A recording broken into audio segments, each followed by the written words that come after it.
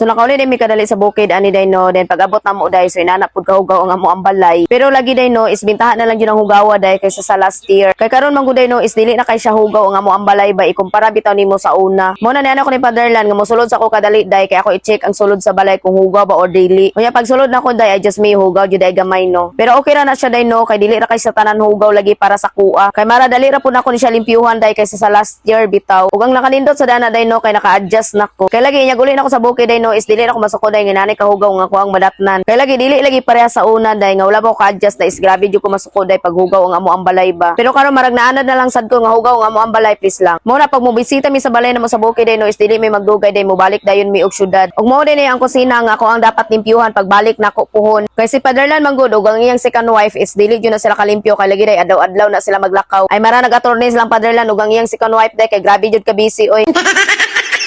Kaya lagi ba pati paglimpyo di naman jud sila kalimpyo. Mo na pag muli gali ko diri sa bukid day isa doyan jud ko matulog day pasay nani ka hugaw nga amo ang balay kay lagi day mahadlok ug day mukamang ba. Mo na before mag Christmas day ako ani siyang ulion ang among balay day ako ning limpyuhan kay para pag abot sa Christmas is limpyo pud ang amo ang balay ba. Ay kumbaga ba dili malhian ang among balay sa New Year day nga grabe ka hugaw please lang. Ug mao ra day to no bay mo oy.